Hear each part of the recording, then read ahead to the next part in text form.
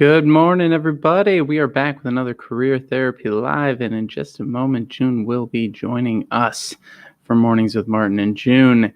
We'll be getting into the topic of burnout as well as a little bit on negotiations per a viewer's request. So grab your brown liquid drugs and whatever else is keeping you awake this morning, and let's get into it.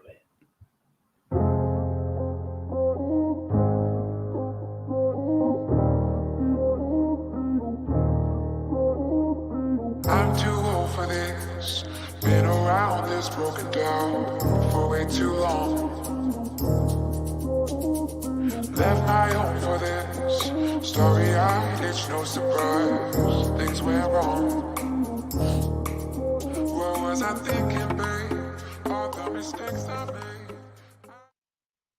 June, I'm seeing you already taking some photos for the. I am. I'm going to try and do the same. It's cheers. Good morning. Cheers to you. Oh, wait. There you go. Good morning. Ooh, you got your Google mug. I love it. I do. How are you doing this morning? It is crazy early by you. I'm blown away. Oh, yeah. I've actually been sleeping in. What is it? Can you hear me? Hello? No, it's very, very quiet. Oh, shoot. Can you hear me now? Yes, sort of. Hello? Can you hear me? Yeah, kinda. Gosh. Hello? Hey, Is that better? you sound like you're in an auditorium. Oh no, what's happening? Hello. I don't know. Should I turn the echo off? Can you hear me? Yes. Is it better? Yeah, I think that's the best so far. Okay, perfect. Cool. I've been sleeping early, but I woke up today at 5. Nice. Well, Not too good bad. morning. Good to see you. Good morning. And today we are talking about burnout. We are talking about a viewer's request, which was to talk about negotiations a little bit. And if anyone has questions that they want to toss into the comments, let us know. Juan has his brown liquid drugs ready. And Hi, Juan, let us know if you've got Juan. any questions. That's fantastic. All right. Well, let's just start with, how are you and your clients doing this week? Well, I'm doing good. I'm doing better. We had a huge client win. And my client got an offer from her dream company, and I've only Nice. been working with her for less than two months. That's amazing. So I'm so happy for her. And she was also laid off because of COVID, and she was a little bit, insecure about where she stands in the job market because she was at that company for 15 years. Mm-hmm. So she really grew with the company. She hasn't interviewed in ages, right? Because she basically got promoted multiple times at that previous company. So she was basically starting from scratch. Yeah. But with my guidance and my help, we were able to build a strategy as far as how to network on LinkedIn. We built her resume together and then optimized her profile on LinkedIn. And she got the job. I'm so happy. I ran around the house. This is why I love what I do, is because when they I thought I would do. Yeah, Is absolutely. that how you feel? Yes, it is. I don't know. I sometimes have a really hard time pausing when someone gets a job and celebrating. Maybe it's because I'm working with so many people. It's in so many different schools and everything. I'm just like, great, cool. One less person to coach today. Yeah, that makes sense. And so, I think last week I had 3 placements with one of my schools, and one of my private clients got a job. And I think it's, I don't know, on our reviews page, it says like, your success is yours, but I'm grateful for the review. And so, it is really interesting how, I would say earlier on when I was doing this, I was definitely like in the weeds with folks. And and definitely much more like, I don't know, I guess now I'm just sort of like bing, bang, boom, but yeah, I think it is. I mean, there's nothing better than someone not needing you anymore. I think that's like the greatest feeling in the world. And No, so exactly. And we didn't even finish our program too. So that's the best part, isn't it? That's the yeah, best part. but yeah. And then as far as me, I think I was pinging you or emailed you yesterday about we should talk about burnout Yeah. because last week I was feeling it. I was feeling it.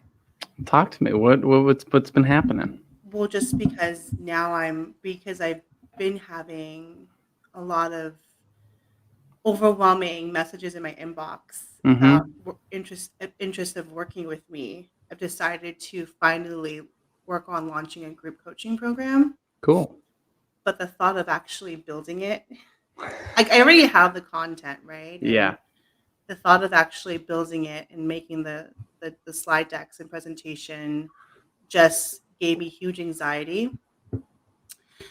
So instead of burning myself out and instead of stressing about it, I decided to outsource and ask for help. Oh, wow. My friend is launching her business and she does program management. And I was like, you know what? I'm going to support my friend in her business and we can work again together because we worked together at my former company. So that's my thing is like, avoid stressing yourself out. If you can, ask for help, whether it be looking for a new job or starting a new business. If you can, ask for help and outsource because it's not worth the time and energy for me. That's smart. That's What do you really think about smart. that? I think it's great. I started working with contractors this year for the first time, and one of the biggest things was with the podcast. I find that I spend so much time on all the clients that I don't ever put time into the business outside of these live streams every day. And so I started working with someone to edit these videos into clips, and then I realized no one was watching those, so I pivoted his work to editing the podcast. And what I was doing before was going through and like listening to them and trying to cut out a lot of the dead air and trying to cut So out a you were lot of doing things. it. Yeah, Yeah. for the first like 20 or 15, and then when I was like trying to, and I think that was good because I figured out what I wanted it to feel like, what I wanted the flow to feel like. But then once I realized that I was basically spending every Saturday and Sunday on the podcast, and I'm like, if I'm going to work on the weekends, I might as well be working on like high value things, not low value things. And Yeah, and the so things that are going to bring you business and revenue. exactly. Yeah. And I'm like, I need to be recording the podcast, not editing the podcast. And that's like the big aha that I had.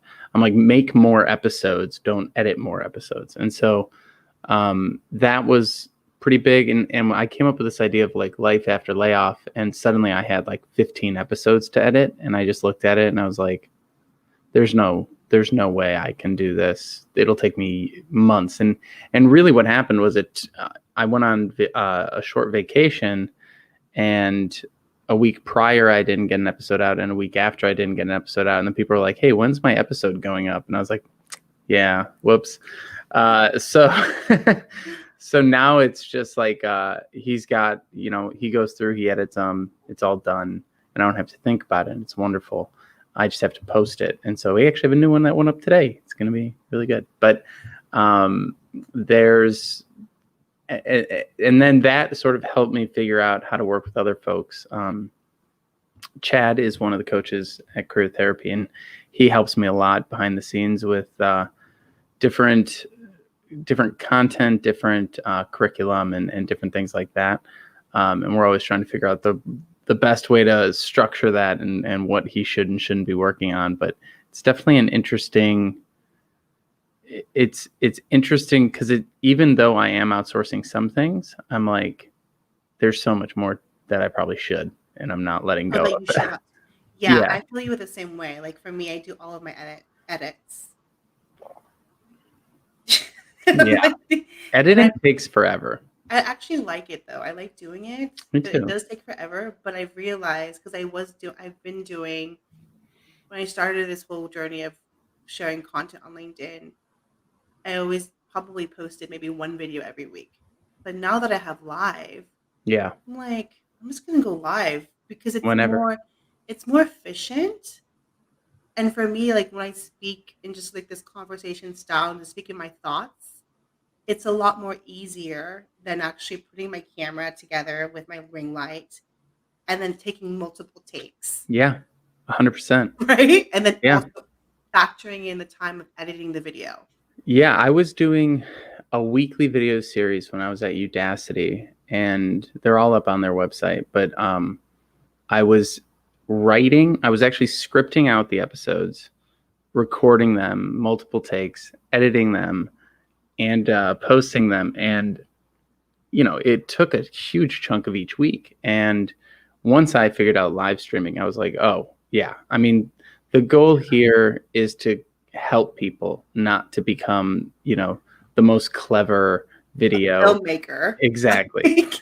No, I think Juan says editing is life. He loves editing. I do too, Juan, but man, if I could spend more time like working with my clients and building the business instead of all of the logistics and editing. Yeah.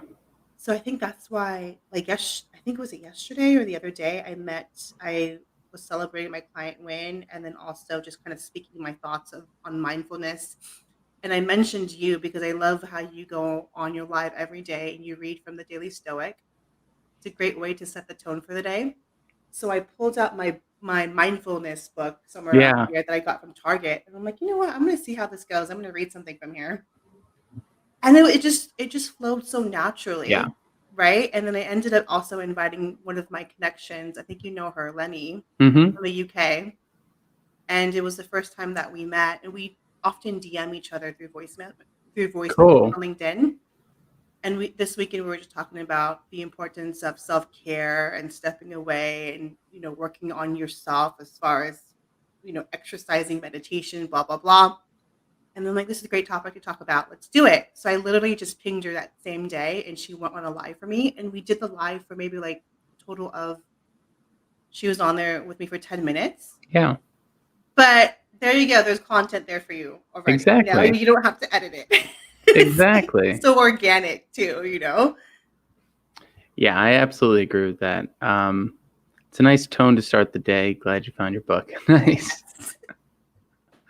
Yeah, and it is nice, and I also think it fits more in line with my goals. My goal isn't to become a videographer, although I enjoy it. My goal is to become, honestly, if I'm going to put a pretentious word to it, an orator.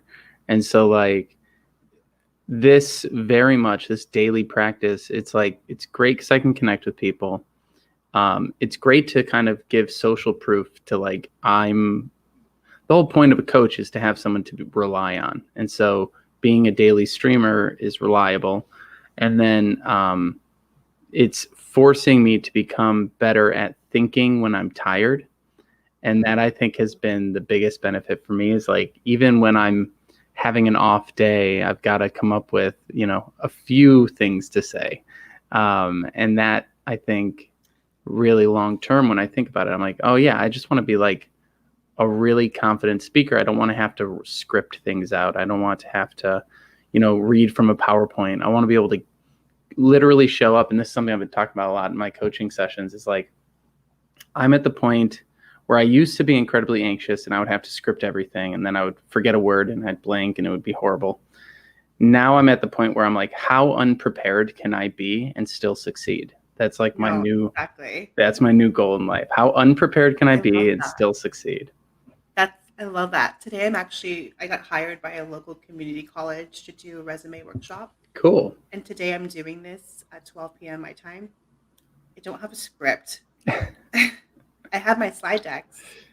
And for me, I don't know. I feel like I think because I've done workshops already, I think I'm just going to go with the flow. I think it's okay to have like prepared notes or topics. Sure.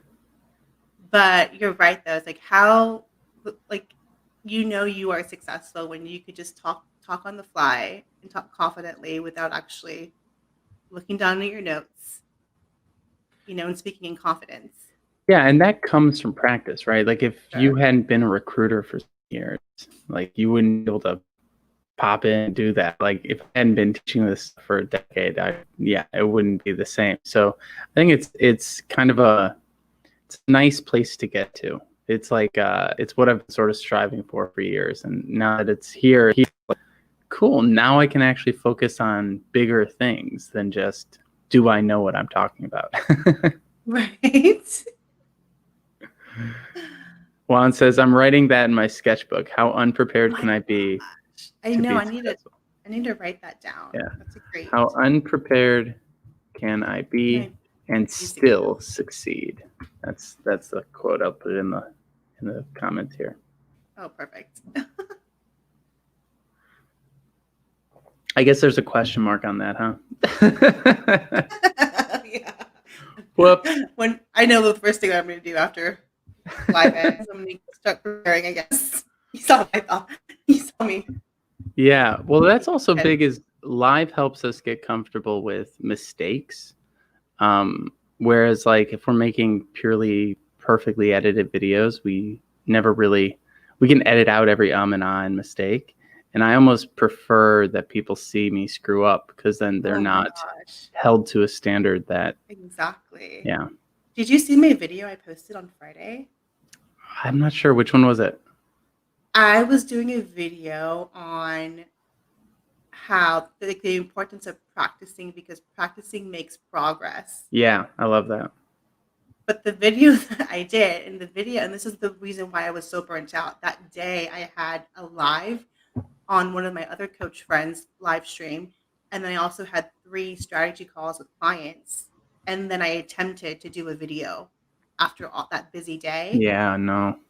And I kept messing up in my video, saying practice makes progress, blah, blah, blah, blah, blah. But then I'm like, and then I ended up waking up to a comment from a troll. I have a troll now, Martin. Yeah, there you go. And if you have haters, you're doing something right. Yeah. Right? But this person said he was watching one of my videos and he said in the comment, you must really like the word, like the conjunction word and in captions, right? All capitals. And I responded back, I guess I do. And I love embracing my imperfections, right? Yeah. And then based on that, I was like, you know what? I'm going to share this video of me messing out. Because the important message there is practice makes progress, right? I'm going to ping you the video. Please do, yeah.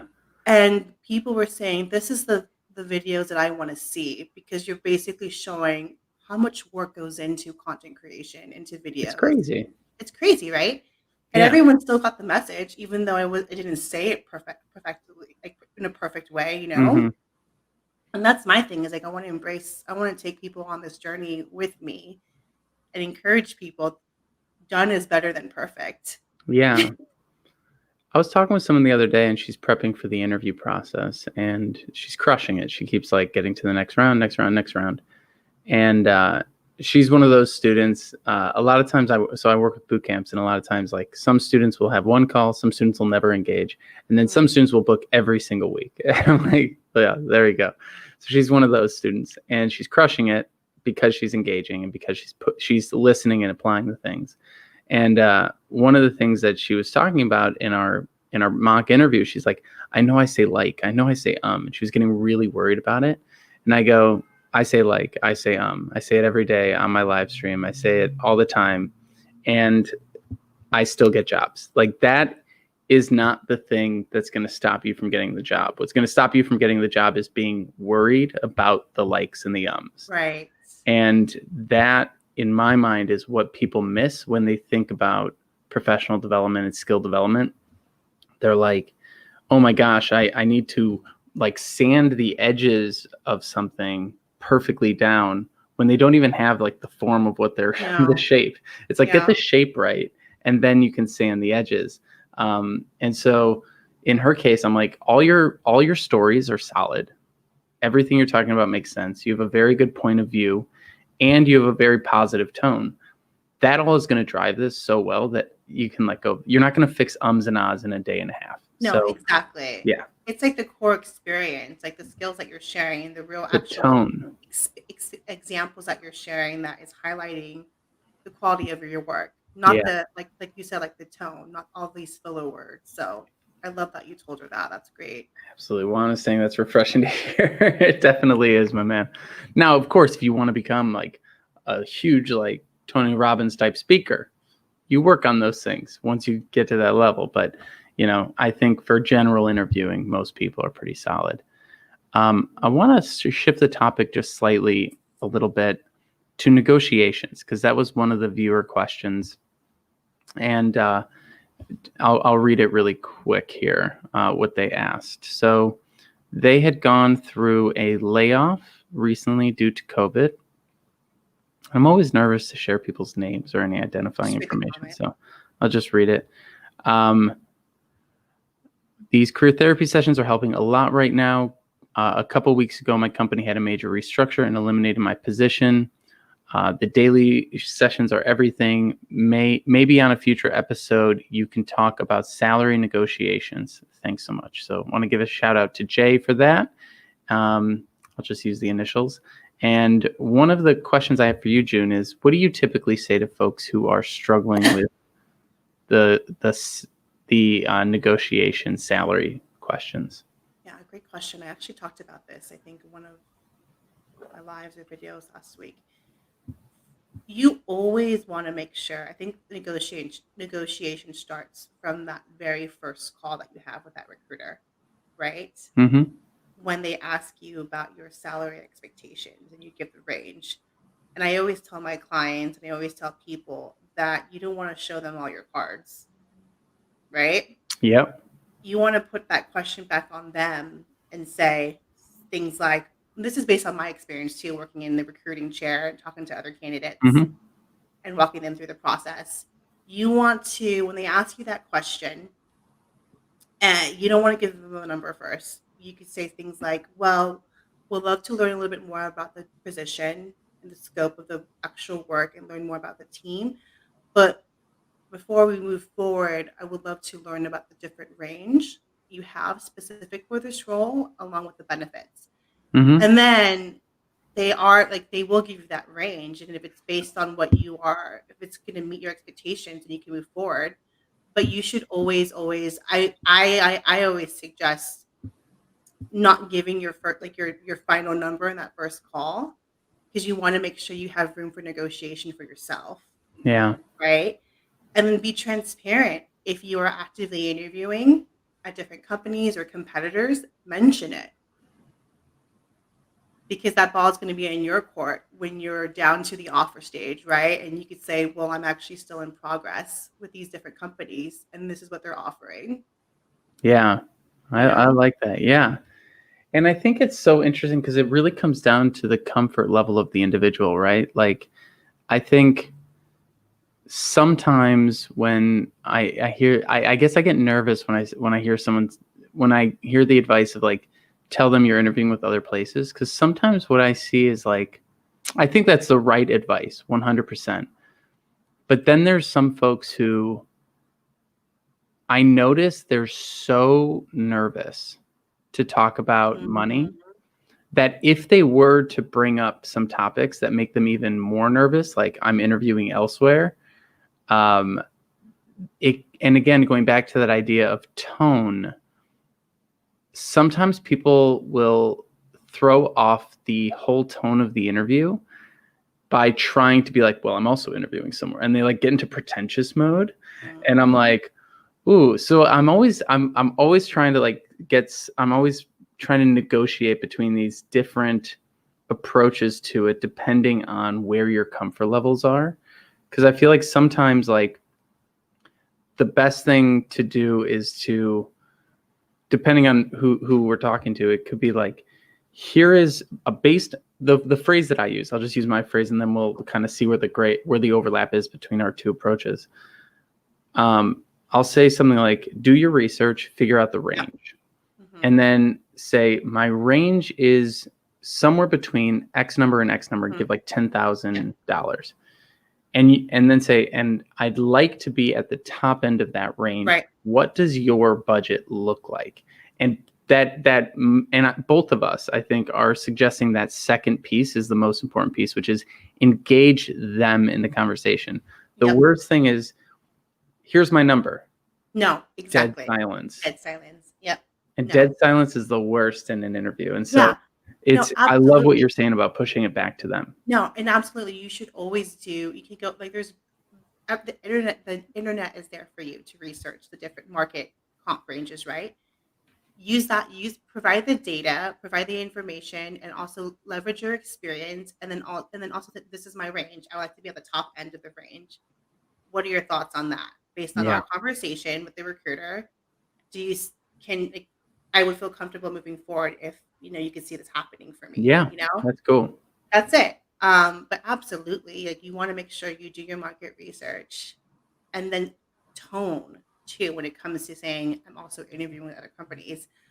I've been turned off by candidates when they're like, yeah, I'm interviewing at Google and Facebook, and yeah, I'm a little bit interested in Wish, you know, you're a startup, and I was a little bit turned off because the person kind of came across arrogant. It's the way that you actually communicate it to the recruiter or the hiring managers.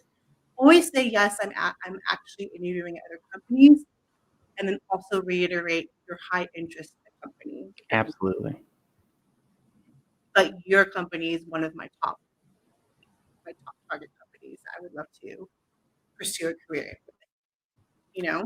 I think that's perfect. I think that hits the nail on the head. And we can definitely get back into talking negotiations in more detail in future live streams. Yeah, but for sure. I think that was a pretty solid recap of it. So I appreciate you saying that. As we close out today, I know we've only got a few minutes left. What are you most excited about the rest of the week? I'm excited about this workshop today. Mhm.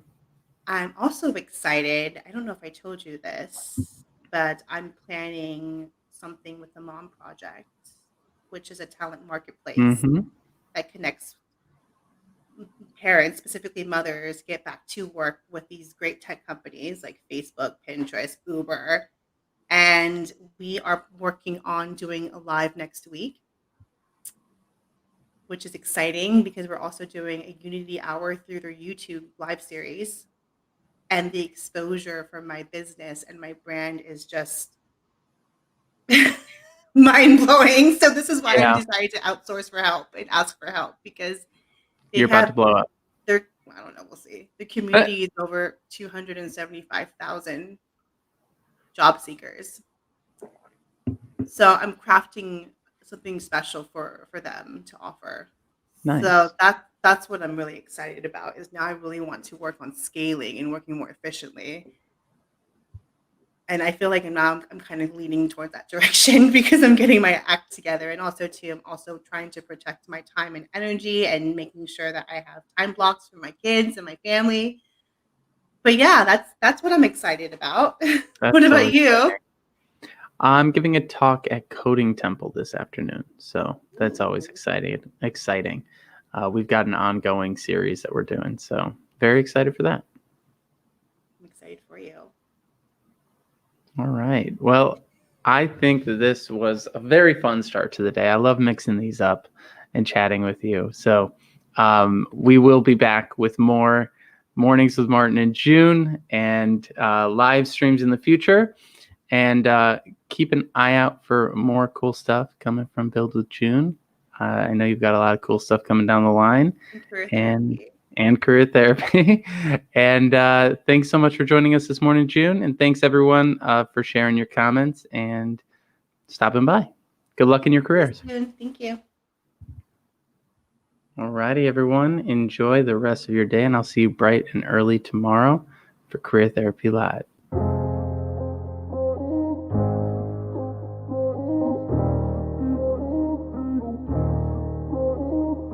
I'm too old for this. Been around this, broken down for way too long. Left my home for this. Story-eyed, it's no surprise. Things went wrong. What was I thinking, babe? All the mistakes I made.